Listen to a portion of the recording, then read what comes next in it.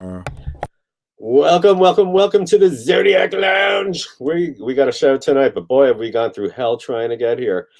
All kinds of stuff happening. I have headphones on and a mic and all kinds of stuff, and here we go. But welcome to your friendly neighborhood basement speakeasy where we encourage drinking and anything goes as long as you can get in and you can all get in. The problem is getting out because you do not want to go out there. Have you paid attention to what's going on all week? All kinds of hell's breaking loose. Our betters, the people that think they are so above us and so elite, are doing some really crazy things. A lot of contradictory things, a lot of money being spent, but none of it being allocated. And it's like, I just want to live here. I just want to live here, go about my life, have some fun, make some people happy, heal some people. And I'd like to know what's happening. I mean, it's almost April. What are our Congress people and senators doing? We haven't even had a State of the Union. How do we know the state of I'm going to deliver the State of the Union right now. That's it. Somebody has to do it. It's going to be me. So the State of the Union is, yeah, it's a little weird, a little shady out there. I often wonder why we pay these people because they're fighting among themselves. It's very obvious. They hate each other. Both sides hate each other more than I can remember. And I was born in 1952, so that's a lot of years. But they just don't. I still have potholes on the West Side Highway. Our school system needs to be fixed. I would love to say let's stop paying them, but then we would have to stop paying taxes, and we'd all end up in prison. And that's how Al Capone got caught. So I'm not going that way. But I have a better idea. Why don't we just refuse to be disposable little pawns on the front line of their army while they're having their fight? I am tired of watching my friends stop talking to each other, stop talking to their families. This is some straight up bullshit. And we, the people, just need to rise above it and be happy, be loving, care about each other like we always do. And if they're going to put a match to it, we're just going to sit back, eat some popcorn, watch it go in flames because this is a time for renewal. And right now, with this energy of renewal, that is the vernal equinox, we can renew hope. We can renew love among ourselves. We can renew pride in our country and getting along with people. So, why don't we work that? Because this time of renewal, the vernal equinox, it's really a time to reaffirm our connection to events and people in our lives, whether they be still here or passed on before us. Um, these are the people and the events that made it precious, and let's not sacrifice that for somebody else's rancor. We just really need to put the sword down, put our arms around each other, and spread a little love. It's also a time that life has returned to nature. I saw crocuses today for the first time. They just pushed themselves up through the topsoil for a little bit. And it reminded me of the myth of Persephone and Demeter. Because when Persephone was in the underworld, a goddess named Hecate went down to kind of handle with Hades and broke her a deal. But Demeter was having a fit and nothing was growing. She was just over it. She lost their daughter. She was hysterical. And Hecate heard the people of the earth wailing that there would be no crops. They would die of starvation. They had been forsaken and rejected by their goddess. So, to remind us that it was cool, she just started pushing up these crocuses from the underworld. And that's why they're one of the first harbingers of strength, of spring. But I have a friend who lives in Pennsylvania, I think central Pennsylvania somewhere, and he sent me a little video, and he sent me a video of all of his farm animals getting knocked up. I mean, everybody's out there making love, having fun, really connecting again, revitalizing ourselves again. And there's many ways that we can do that. I'm going to have another live stream tomorrow. It's going to have a live audience. It's at 1 p.m. in the afternoon. Do try to find it. It's on the events page at esoteric.nyc. And I'll be teaching a little ritual of how to welcome spring and welcome the equinox and get blessings throughout the year for it. But we're all coming back to life. I see it in the city streets. We're just crowded with people again, and people are actually smiling. So that is one of the coolest things. But speaking of revitalization and getting knocked up and all the things that spring recommends for us to do, because there was an old saying, a young man's fancy turns to love in the spring. Well, some young men may have a little trouble with that. And I say that because I have a very special guest that I'd like to bring on. Her name is Reverend Goddess Charmaine, and she has a show on Tuesday nights. It's called Tantric Tuesdays. And as you see, she is one of the most beautiful people you've ever seen, and an enormous sense of humor to go along with it, and a heart as big as the sky. So, welcome to the show, Goddess Charmaine. Thank you, Anthony. Goddess blessings. So, talk to me about Tantric Tuesdays. What are they all about? Why did you start this series? Oh, well, I met Scott, I think like 20 years ago, and he interviewed me for Esoteric Guides. And then he reached out to me last year about all of this happening and asked me if I was interested in joining and being part of Tantra Tuesdays. And Yeah. I know. I know. I'm here. That's why. And I just want to help people unite sex and spirit and live a beautiful lifestyle of eroticizing your life. So tell me a little bit more about the unification of sex and spirit. How? In the way that I teach, uniting sex and spirit, I am a very spiritual woman. And even at a very young age, I never believed that sex was a sin. It didn't matter what it said to me. The most that happened to me when I was in church is I was told to be quiet. And ultimately, I found my path.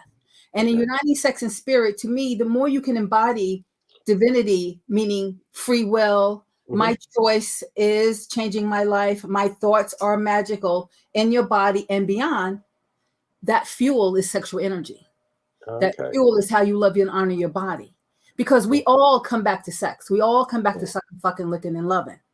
And if we can bring ourselves into a place of really honoring the sacredness of sex, knowing that sex goes beyond the genital pleasure, then we can really change our lives for the better. And this has been going on for thousands of years. I did a lot of research on the sacred prostitutes, and I would love to have you join. I would love to do a show on that, and I would love to have you join me for it. Of course, but in ancient times, you would go to a temple for healing. If you grew barley, you would bring a bushel of barley. If you raised livestock, you would bring whatever kind of animals you raised.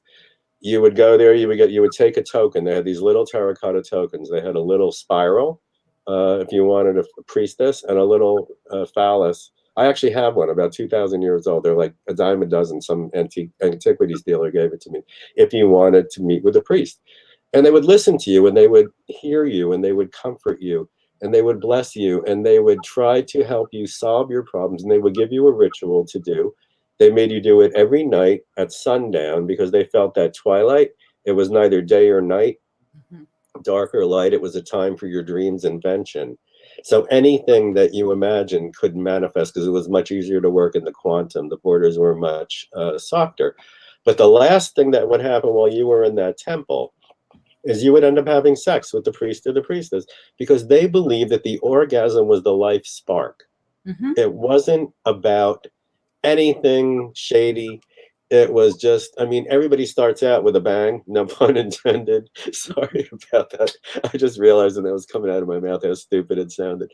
But the orgasm was the life spark. So what you've done is you've moved it into the 21st century and put it into a context and a language that we can all understand and all participate in, and hopefully get past all the shame-based and sin-based stigma that goes with this. Now, do you want to tell us anything about, your own history? I mean, how you came to this place of being? Well, like I said, I was a spiritual child and was always open to spirituality in church. And so eventually, by just following along with the pack, I became born again Christian. I was following fundamentalism. I married an African Catholic, and everything went to hell. Yeah. I had to come back. I had to come back because I'm okay with everyone practicing their faith. Right. That's fine. But if it doesn't demonstrate itself in my life in the way that I'm being told, if I practice these particular rituals and behave this way, God's going to bless my life. And it was worse for me. So when I finally was able to get myself out of that, I found myself having to begin a new relationship with my body, getting a new relationship with sex. And I remember asking my boyfriend after I got out of my first marriage, isn't there more to sex? I feel like there's something else supposed to be happening with sex. And he said, I think I know what you're talking about. And someone happened to give me this book.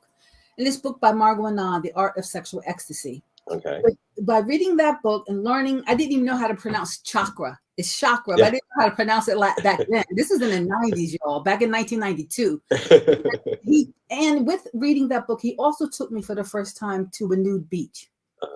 And when I got into the water, which one? Which one did you go to? The first, Robert Moses in Long Island. Okay. I don't even think it's there anymore after the Sandy storm. Yeah. And then we went to Sandy Hook all the time. But when I got into the water naked, it was the first time I had a cathartic experience of my body feeling itself fully in the ocean. And I truly believe Yamaya came down on me and told me, your body nude is sacred and beautiful. Right. And it completely blew me away. I mean, I actually have really had this experience. I've never been the same ever since, and just completely turned my life and just kept stepping and moving forward into becoming goddess eventually. Yeah. Yeah. Now the sea is a primordial spiritual force. Yes. And it's funny because there's an ancient creed to the goddess, and one of the passages says, and you shall sing and dance and make merry all in my name, for my rituals are acts of pleasure. I'm paraphrasing here. And you shall be naked in your rights, because that is a sign of your freedom. And when you were that free and you immersed yourself into the great mother ocean, that was your personal connection and probably started the fire in you to do this work. Yes, of course. Yep. What a beautiful experience that was. So tell us about your upcoming show. I misread it, and I can tell you about that later, because when I asked you in our prep conversation, I felt like an idiot. I call it heal premature ejaculation the goddess way, because back in the day, a long time ago, back in the early 90s, again, when I really started to just live my life the way it is, I also was working in Manhattan for several years as a sexual surrogate. And in that position, we learned the traditional Masters and Johnson's way to heal sexual disorders. And in that time also, when I joined the center, it wasn't about Tantra. But eventually, within like the first few months of me working there, I didn't know that the boss and the owners were already discussing Tantra, just personally. Wow. And then they started to bring it into the work of the women that were there. I was like, and then they brought out the book, Margot Anand's The Art of Sexual Ecstasy. I'm like, I have that book. I ended up really transforming the sexual healing work into an alternative path as well, where you bring in spirit and divine and energy in the orgasmic bubble. And the way that you are dealing with sexual disorders and the way that you think about sex. And so with the Tantra Tuesdays that I've been doing, they've all been, I mean, I came out with a bang too, right? When I started Tantra Tuesdays, the groups are clothing optional, even though I can't see y'all can see me. And I choose to always be naked. You got no shame. No, there is none. There is shame is created. Shame is created, y'all. It's a all right, y'all know that. And so that's why we're all here. And so then, so in Tantra Tuesdays, I want to bring in something in each Tantra Tuesday event that you can actually apply in your life right now. And let truth demonstrate itself in your life. And so with all the other events that we did, I thought, it might be kind of cool to do premature ejaculation, so men can have a chance to learn to become better lovers. Women can learn how to help their guys if they feel like they're ejaculating too soon, or they want to try to, even if they want to come now, you're like, no, pull on those balls a little bit to hold it back. I can teach all that. And that's why I wanted this Tuesday with me. I'm sorry. I adore you, honey. How did I not know you until now? We had our own things, and then we came here finally together. Yeah. That's why I'm doing that this Tuesday, because like you said, the spring is renewal.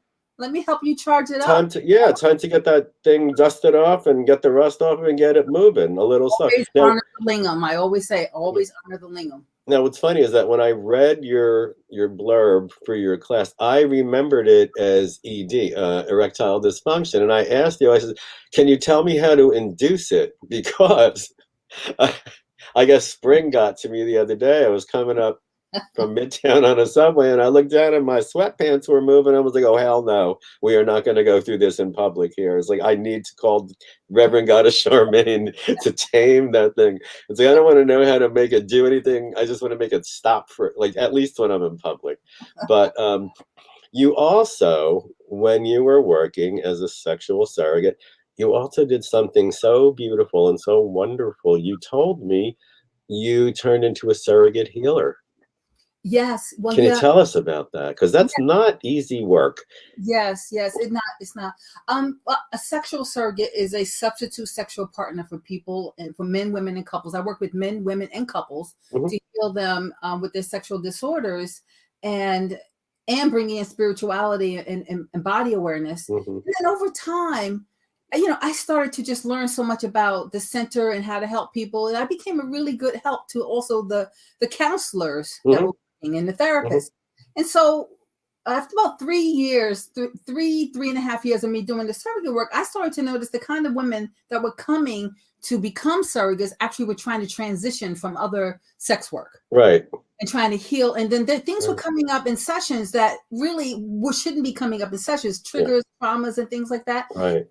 Since I was already in process of being a Reiki master, at that time I was in seminary, I am a healer. I am a spiritual person, Right. So I asked my boss, I said, can I stop doing surrogate work and become the healer for the surrogates? And she agreed. And how beautiful is that? Each surrogate would schedule a session with me once a week. So there's plenty of us. So every day I had several sessions with the women that were working there and doing Reiki, doing healing work, doing yoni massage, release trauma, sage, chakra balance, chanting, everything, rituals, whatever it needed to be done. And I did that up until the day I left. Yeah. And I'm sure what you've done is you've helped these women who came from other areas of sex work to kind of make a much more positive experience for themselves, to heal themselves, to create dignity, to not be objectified constantly. Because I know a lot of people, I worked in that field when I was very young, and it's very easy to get used to being objectified and disrespecting yourself and not believing of your own worth. We buy into that myth. Yes, yes. And women also, in doing this work, I needed them to remember. I say I need it. Well, I do. I need everyone to remember the goddess that they are. The healing that we did as priestesses in past lives. The power of our pussy merged with our heart. And they were doing this work, and I bring them into a space. If you're doing this now, you may not remember, but you were a goddess and you probably did it before. And so let's just bring that power back into your pussy. Let's do the healing work. Let's transmute this negativity. And we did it. And you did a great job of it. Now, you wrote a couple of books too, didn't you? Yes. Yeah. Can you show us your books? I almost called you girl, like my girlfriend. You can do that. You can do that. I'll be your girl. I will be your girl. Okay.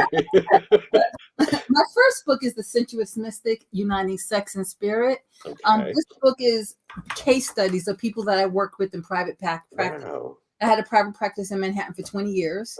So over time, I would tell my friends about my sessions, and they would say, you need to write that down. That could be helpful to some people.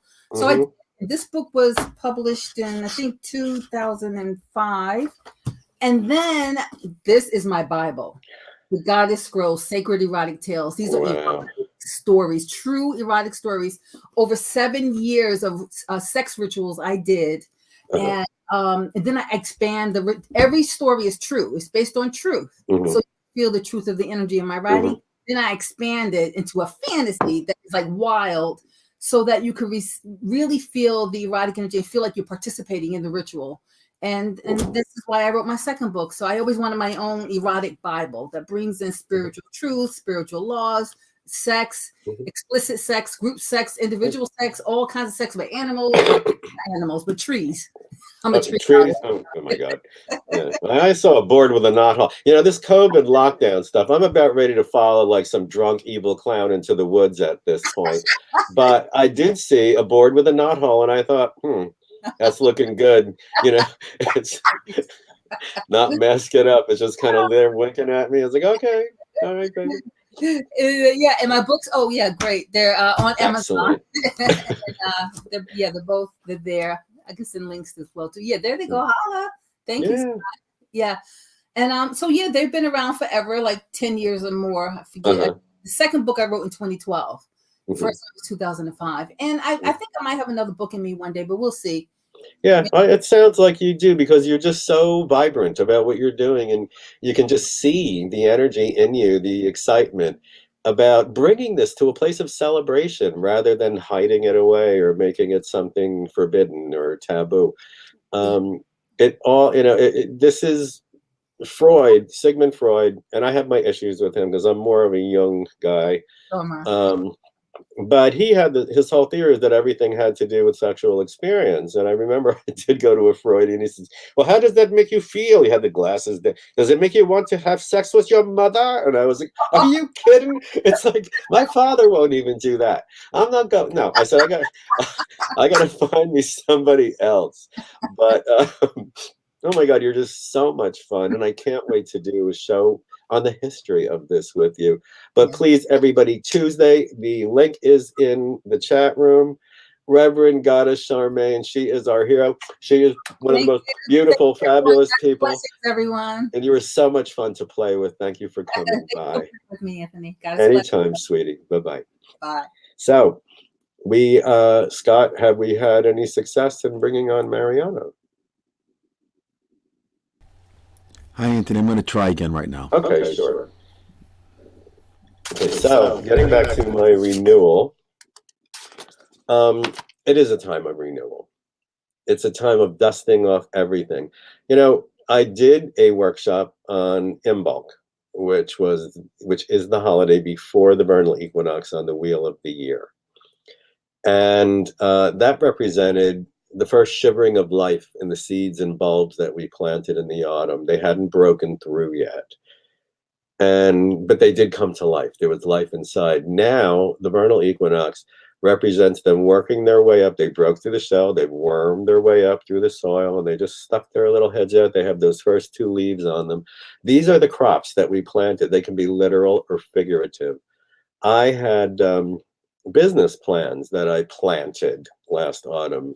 I live in Manhattan. I have a window box, not a garden and not a field. But you can use the wheel of the year and the symbolism and the mythos of all of these holidays to sort of run your business, guide your life, and actually make yourself mindful of the celebration of new life that's really going on inside of us. And we do have something kind of special for you in this half of the show, in this block. I hope we can get Mariana on. She's having some equipment problems because we were going to do this together. But I spoke earlier about renewal and revitalization of relationships with people in our lives who have made it joyous, who have made it precious. And a lot of times, we think of the people that we love that passed. And we can either get sad, we can miss them. There is an absence. There will always be a big hole, a big space where they used to occupy in our heart. But this is one of the perfect times of year to communicate with them. And what I'm going to do, with or without Mariana, and I hope it's with her, because she's terrific. She's an amazing medium, and I don't like being the only one in the room. But there's a very simple method that I can teach you all if you ever want to reconnect with someone who passed. It's so beautiful. It's just a visualization. It's nothing harmful. It's not like being a physical medium like you see in the movies when a spirit comes into you and your eyes roll back and your voice changes, like Whoopi Goldberg did in Ghost. It's not like that at all. It's internal. You're working with your inner eye, but we regulate our breathing, and then we bring ourselves through a series of steps to reach a place where it's perfect for them to cross. And I would like to bring you all through it in a minute or so. Do I have any questions from the audience that anybody has any questions? Anything anybody has any questions about that I can answer while we're waiting for my other guest? Yes? No? Is everybody still here? Did I scare everybody away? No? Okay. Okay, so, okay, Scott said he can bring you on screen, and he can also see who's here and who's here live. And I hope that somebody will join us at one point or another, but right now would be terrific because I'm killing time waiting for an internet connection. But maybe I'll ask you a question. Can you tell me, anyone in the audience, just write it in chat, the most profound understanding of springtime for you? What does it mean to you? What does it mean to any of you? Great. Got everybody's tongue. Okay, so I will just continue. Communicating with those who have passed is not difficult. It is if you're unsure or skeptical or don't know if you believe in this sort of thing. I have had personal experiences. I have been resuscitated. I know for sure that there is consciousness after physical death. But if you don't know, you always wonder. So one of the things when I'm training people to be mediums, one of the things I have to break them of the habit of doing is looking. They're seeking, they're looking, they're waiting to feel, they're looking around, waiting to hear something. It's like, stop, quiet yourself, listen, just be there to receive. And the best way to do that is to bring your natural rhythm down way, way, way low. And there's a type of breathing exercise called pranayama breathing. And you inhale through your nose, filling your lungs completely to capacity for the count of 4. And then you hold it for 7. And you exhale fully, emptying your lungs to the count of 8. And you have to do it a few times before you get the hang of it. So if we're doing 1, 2, 3, 4, inhale, 2, 3, 4, hold, 2, 3, 4, 5, 6, 7, exhale, 2, 3, 4, 5, 6, 7, 8. So I'd like for us to do that. We'll do 3 breaths together, and I'll count them out for you. And usually after 2 or 3, you figure out your rhythm. But remember to breathe in to inhale through your nose, fill your lungs to capacity, hold for a count of 7, exhale completely through your mouth for the full count of 8, getting every last bit of air out of your lungs. And what you're doing, you can visualize that you're breathing in golden air. It's called prana in yoga. And then what you're exhaling is anything dark or murky. So you're getting rid of any obstacles that you have, any impurities that are in your way that are going to hinder this process. So through your nose, and we're going to inhale, 2, 3, 4, hold, 2, 3, 4, 5, 6, 7, exhale, 2, 3, 4, 5, 6, 7, 8. Inhale, 2, 3, 4.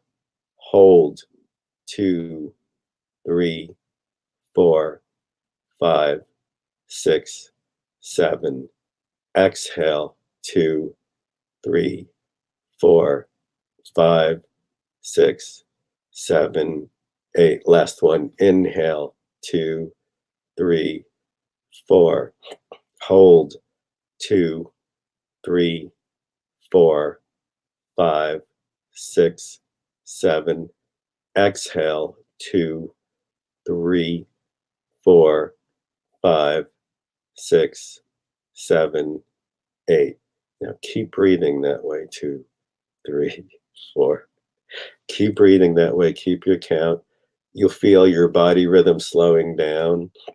You'll feel everything just going very, very deep, very relaxed. You may close your eyes if you want to, because I would like you to visualize a staircase in front of you. Not a whole house, that'll fill itself out. But as you're breathing deeply, I want you to see a staircase in front of you. It could be made of stone, it could be made of wood, it could be made of anything. This is where your imagination fills in the blanks. And there are 10 stairs that are leading up to a landing. So start seeing your feet climbing the stairs. You're doing the first, and you're still breathing your pranayama breathing. Second stair, third, fourth, fifth. Now you're halfway up.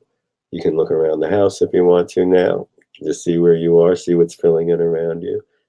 Go to the sixth stair, seventh, eighth, ninth, 10th, and you are on the landing. And you're in a narrow hallway, and there's a door right in front of you. It's one of the most beautiful doors you've seen. It's very ornately carved wood. And you take the doorknob, open the door, and step through. And you're surprised to find that you're not in a room. You are in a beautiful place of nature. It's afternoon. It's sunny. You can hear birds. You're walking. It's a clearing. And you see in the distance some thick trees. And as you're walking toward them, you'll find something you can sit on. It could be a tree stump. It could be a bench. It could be a rock. You sit there and you're just feeling the warm sun. It's like a beautiful June afternoon. And as you're looking around, you're enjoying the smells, the sweet smell of the grass, and hearing birds and seeing flowers, and everything is very beautiful. And you notice that there's a little white bowed bridge that goes over a brook. And across the bridge, across that water, are very thick trees. It's a little shadier there. It's a little darker there because they're blocking out a lot of the sun. And you think, am I seeing fireflies? You're seeing these little flicks of light, and you realize they're orbs. So that is the realm where the people that have departed are staying. And this is where they come when someone comes to meet them. Now, there is, and I don't know if I would call it ancient, I believe it's 16th century incantation that was often used. And I was very surprised to find it in the middle of a weekly drama series. Somebody actually found this and put it into the series. So you're sitting on your seat, you're smelling the beautiful fresh mown grass and seeing butterflies, birds, flowers. You see the trees, you see the little lights twinkling in the trees. And now you've decided that you want to communicate. And you can do this anytime you want. And you say 3 times, "We, the penitent, with humbled heart, upon this threshold do summon thee. Appear before us in perfect form, a gateway to the world between worlds."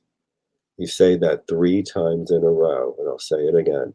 "We, the penitent, with humbled heart, upon this threshold do summon thee. Appear before us in perfect form, a gateway to the world between worlds." And then you just look across the bridge, and at some point you'll see a little ball of light starting to come toward you. And as it gets closer, it gets about halfway across the bridge, you'll see it just fill out into a person. Now, what's interesting about mediumship is if you want to see your Uncle Joe, your Aunt Rose might show up. It's going to be someone who is connected to you, but it's a beautiful way to commune. And I'll tell you this, you never know for sure if you're making things up, if this is all going on inside of your head, because a lot of times we don't trust ourselves. We get a little frightened of experiences like this. So I always ask them, because you can have a conversation with them, and it's more telepathic than it is spoken orally.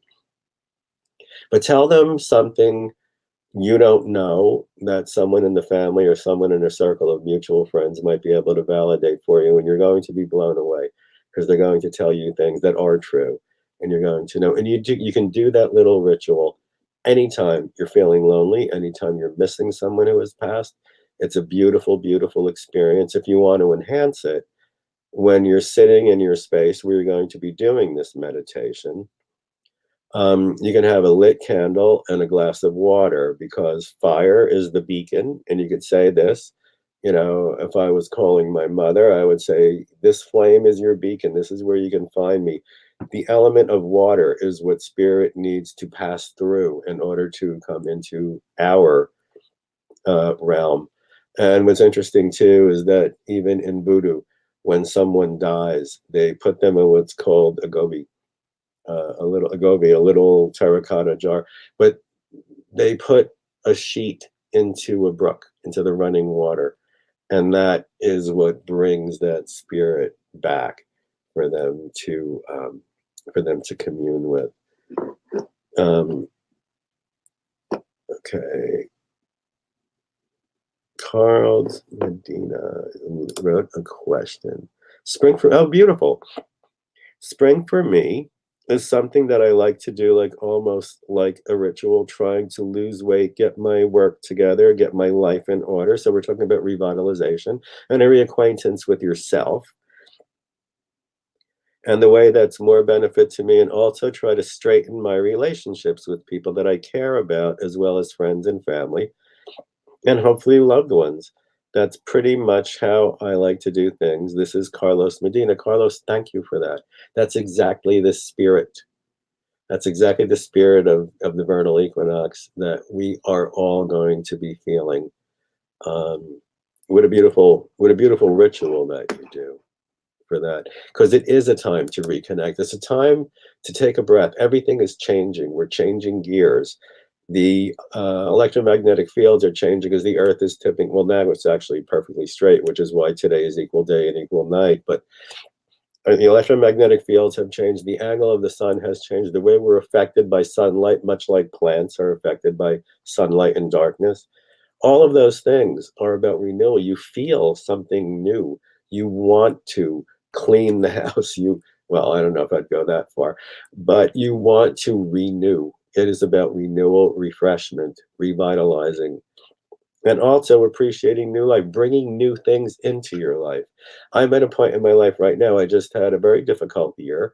There was a great loss in my life, and it's like, why don't I just like put a match to everything in here and start over? My life has changed remarkably because of this. And there's no reason why my home shouldn't, why my habits shouldn't, maybe even my appearance. Um, but it is a time to really be inspired by all that is new. And do we have any more questions? Anybody else have anything to comment or question? I would love some feedback, because I hate being on camera alone. No? Yeah. Okay. Yeah, Anthony, unfortunately, Mariana was not able to get on this evening. So yeah, I'm sorry about that, because she would have had an awful lot to add. right. But I do hope that people did enjoy that. And if anyone is interested, tomorrow, March 21st, I will be sharing a legit ritual, a temple ritual, at a place with a live audience. This is about gathering and re-enlivening and rekindling all of those wonderful feelings of camaraderie and brotherhood that we've had with each other. It says, now I'm assuming this is Carlos.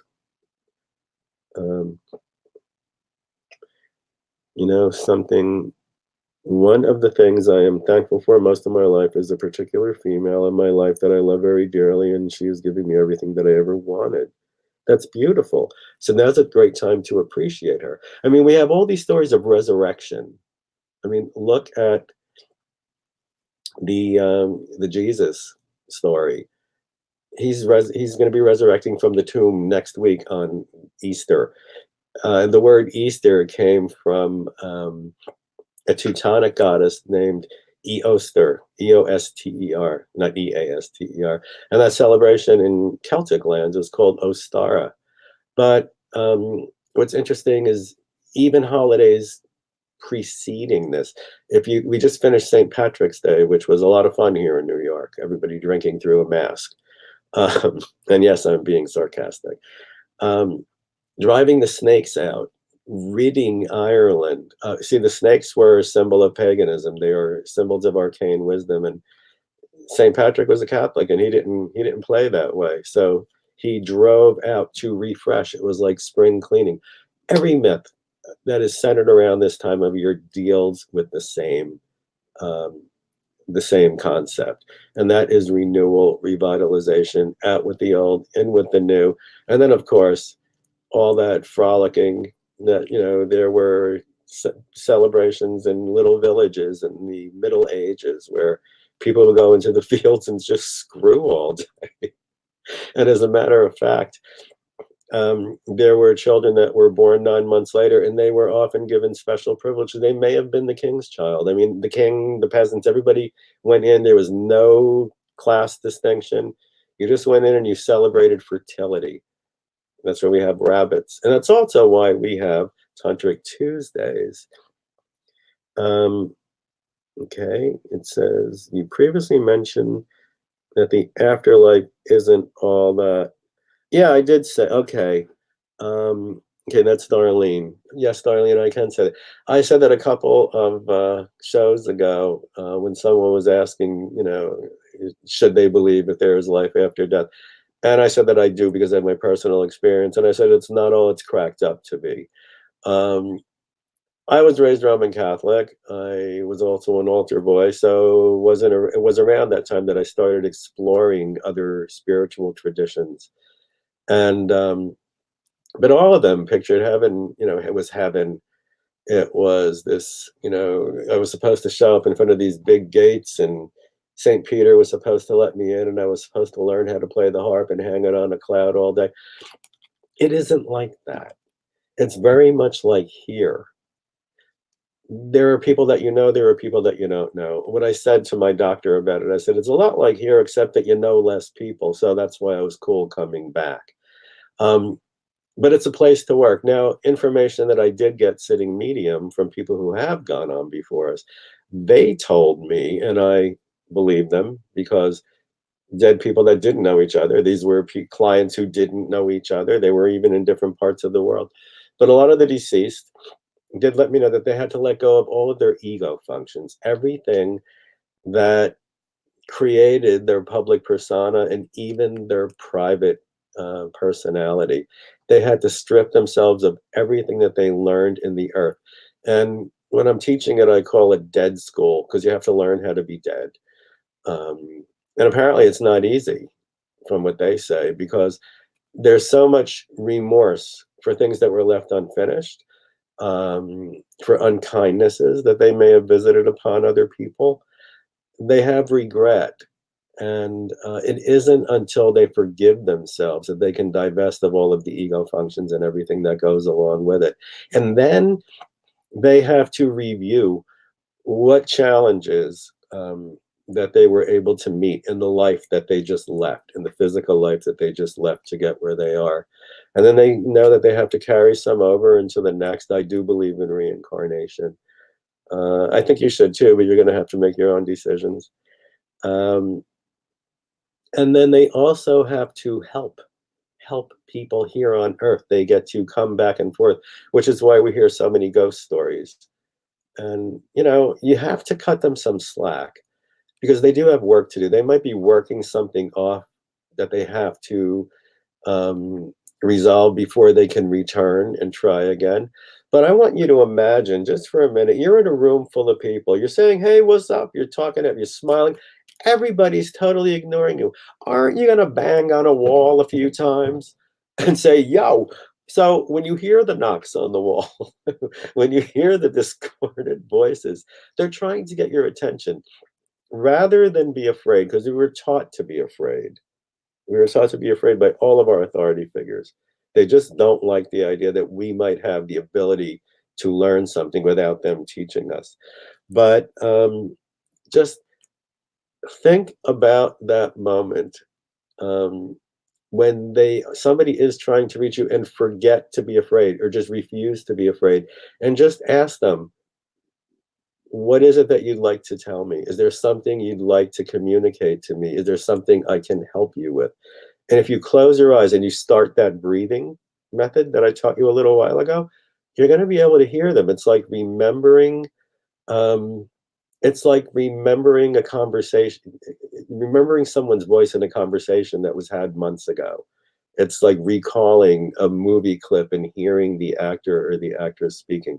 And that's how they will communicate with you. But that place over there, it isn't sweetness and light. And to be honest with you, I'm kind of glad because, I mean, you know, I want what I believe, what I was trained to believe in as much as the next guy. But I don't know if I can go for eternity with somebody playing the harp right up there. It would drive me crazy. I'd probably pull their cloud down and smack them around a little bit.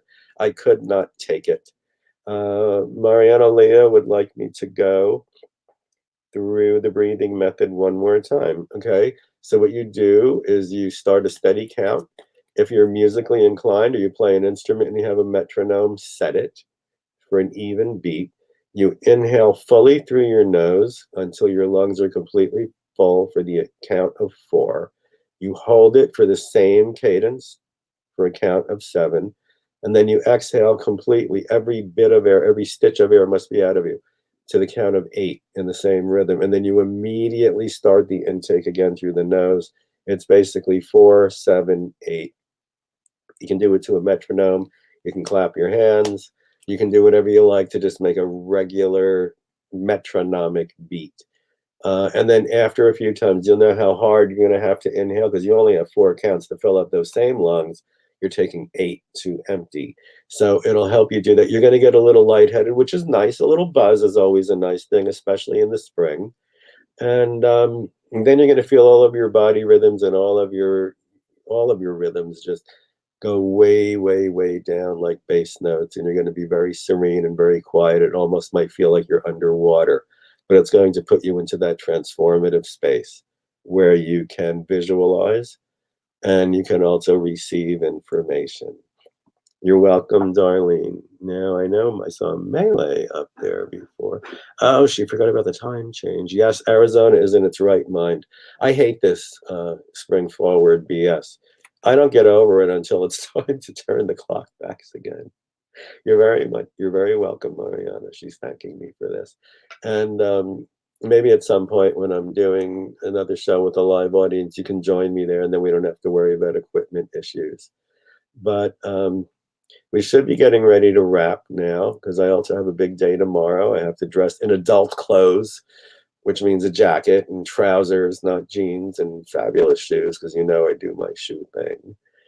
And we're going to be meeting at 79th Street and Columbus Avenue because Esoteric New York and Astro West are teaming up to do live events. We're going to have more in the future.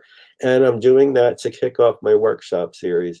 I have a series of 10 lessons that I do at large, and then I have many other private lessons, all derived from temple documents that were translated from the reference library.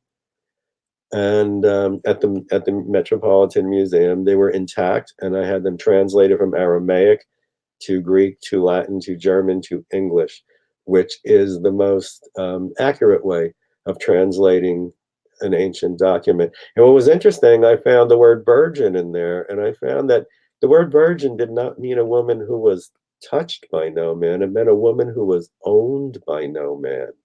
Because in those days, if you were a woman, you were your father's property and then ultimately your husband's property. But if you had a pair on you, you said, screw that, I'm going out there on my own. And you took a lot of risks, but you worked very hard. So the word virgin meant a free woman, a courageous free woman who would not bow to convention. And I must have inherited some of that from my mom, because I always said I'd rather die on my feet than live on my knees. And there is something to be said for taking that risk and empowering yourself and freeing yourself. Now I am reading. Okay. I'm sorry. I hope you don't mind me reading text. Which shoes did you wear today? I'm not talking about those. Oh, that's so beautiful. Thank you, Norcy. Someone says, thank you for this opportunity to see your show and live for the first time. Oh, cool. Yes. It's just that your name isn't over your text. I'm assuming this is still Carlos Medina because the icon by your name looks very much like the one above. But I'm so glad you made it. I'm so glad you made it. I'm always happy to see people hearing about things or joining on and interacting. So let's just all get ready for this big shindig we're going to call spring, and it's going to go right through the summer. So 1 p.m. tomorrow, go to esoteric.nyc, go to the events page, and there you will see my vernal equinox workshop, and it is going to be fun. And yes, there are going to be refreshments that I cannot serve because it is against the law to dispense alcohol in New York. But this is the beginning of speakeasy season for me, because I think we've sequestered long enough. We just passed a year of being locked in our houses and masked up, and I am so done. I am so done. So I want to follow all the laws, but again, to rob that line from Matthew McConaughey and Magic Mike, I think I see a lot of lawbreakers out there. So come join us. You'll get to meet the audience on screen if you don't want to come into Manhattan, because I do appreciate and respect people who are a little afraid to be around other people right now. We all have to do what makes us comfortable. But it's just so much fun to gather again, and what a great time of year to do it. So with that, I thank you all for coming. Blessings of the season. Don't forget Reverend Goddess Charmaine's show Tuesday night. She's brilliant. I adore this woman. And do have a wonderful Saturday night. And I'll see some of you tomorrow. So be well.